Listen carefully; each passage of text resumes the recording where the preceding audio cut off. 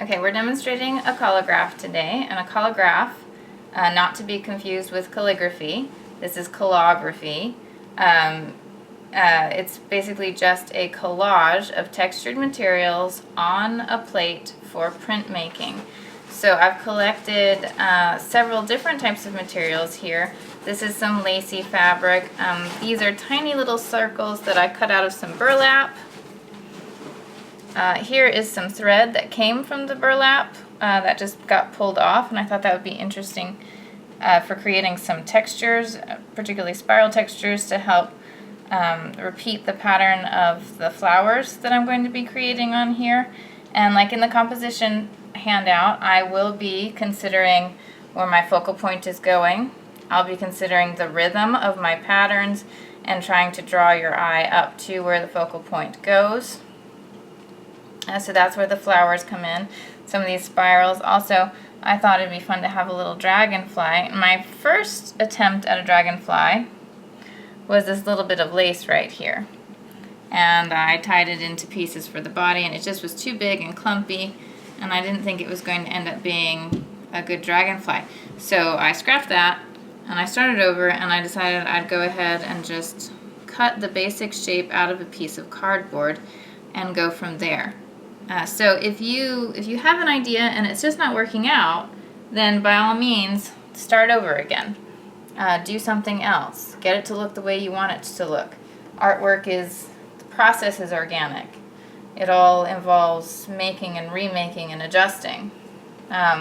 These pieces of leaf, I went hunting in my backyard for some interesting textures, and I found these old leaves behind my fence where nothing had been raked up. And you can see that they have started to deteriorate, and I'm getting really great textures from the veins. So it's very delicate. I'll have to be careful when I'm gluing it and when I'm putting the coat over it so that I don't destroy the interesting texture or the veins.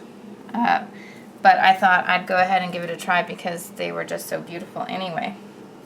So when you're working with a collagraph, it's important. I'm just using regular Elmer's school glue.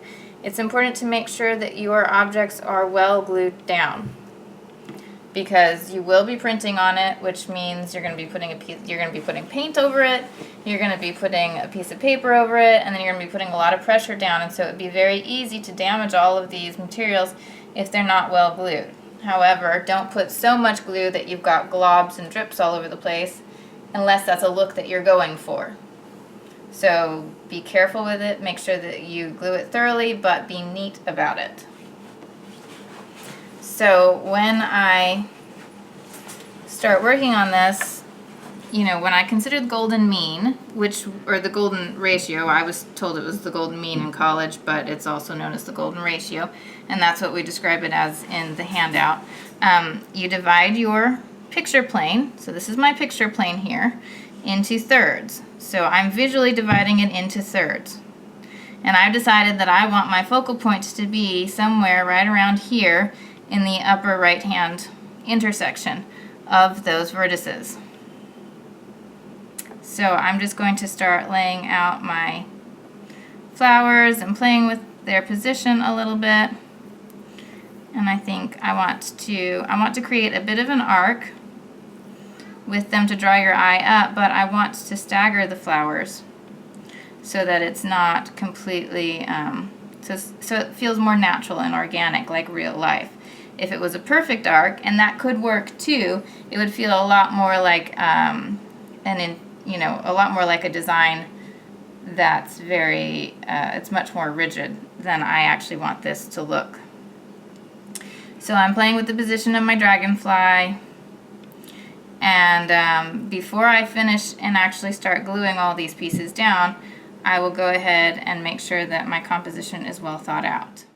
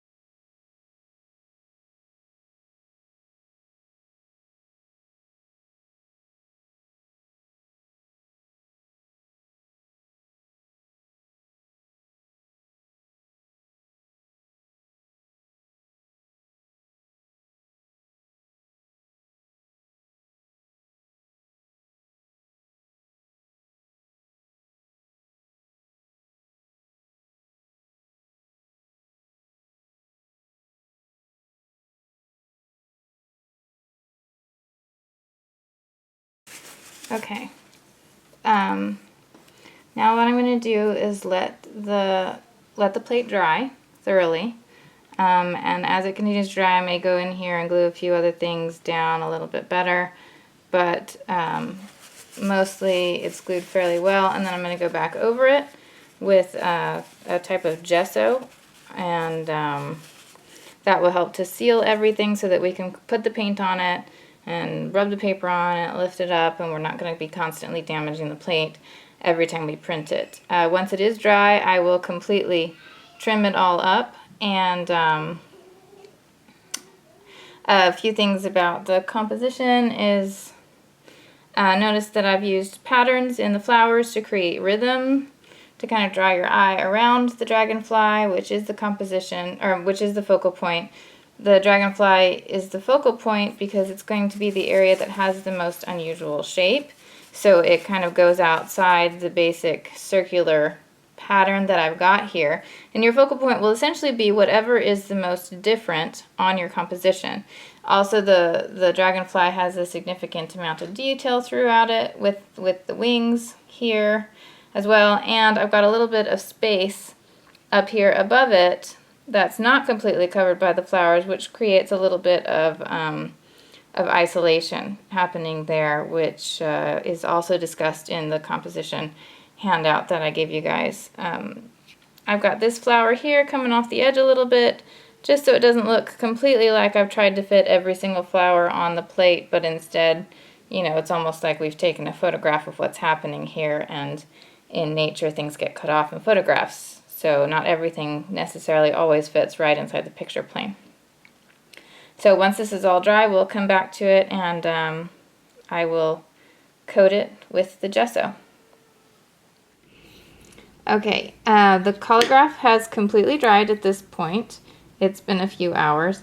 I recommend that you guys do this a couple days before you get to class to print it, because you want to make sure that not only have you had time to allow the glue to dry before you put the varnish on, but you also want to make sure that the varnish is thoroughly dry before you come to class. So I wouldn't do this at the last second. Make this a little higher on your priority list to get it done early, because you need that drying time. Also, I said gesso in the last video. What I meant was gloss varnish. This can, you know, it's usually used in painting to paint over, to glaze with in a painting. In this case, this is acrylic varnish. It just dries faster and it's a lot easier to use. Also, you want to make sure in your Collagraph, I forgot to mention earlier, that none of the portions of your Collagraph raise off your plate more than 1/4 of an inch thick. Otherwise, you'll have issues with your paper tearing, and you'll just have a really hard time getting any of the other pieces to print properly. So just make sure that everything is less than 1/4 of an inch thick. And really, you want to get good texture in there, but the flatter, the better, I think, in some cases. It's just easier to print. So I've got my varnish here in the little paint pot, and now I'm going to go ahead and rub it on all over everything. Note how the glue is holding everything down really well, because I'm not being really rough with it, but I wouldn't exactly say I'm being super gentle either.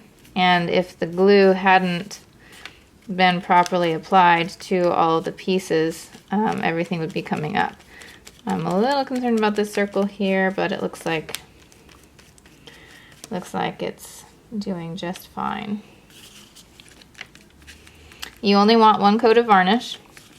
You don't really need to do any more than that. And if you do too much varnish, you'll start to lose your texture. So 1 coat, just basically to protect everything in here. Make sure you get it around the edges there. Otherwise the paint will start soaking up, or the ink or paint, whatever you're using, will start soaking up into your cardboard. A Collagraph print it's one of those plates that you will not be able to pull a whole lot of prints from. You'll be able to pull some prints, you know, more than one, which is kind of the point of printmaking. You want to be able to make an addition in printmaking. Otherwise, you might as well just do an illustration or painting. However, with a Collagraph, you're going to be more limited in the amount of prints that you manage to get out of it, just because of the nature of the materials. And every time you print it, you'll start to wear down on all of the textures.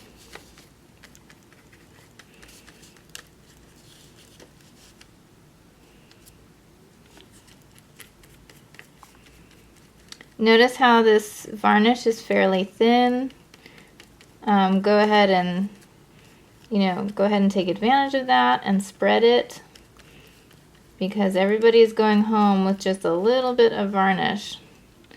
Nobody's going to have a big bucket of it because the budget just wouldn't allow for that. So it looks like this goes quite a long way actually, which is good.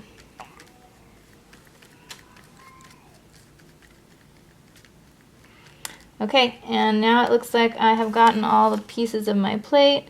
I'm just going to angle it a little bit in the light to see if I missed anything. I can see some portions are starting to dry, but basically you want everything to be just a little bit more shiny than it was, because this is a gloss. It is a gloss varnish.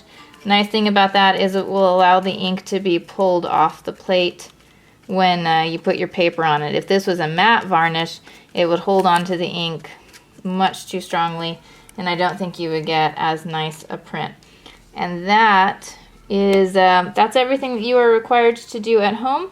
Now just let it dry flat and bring it to class with you for printing.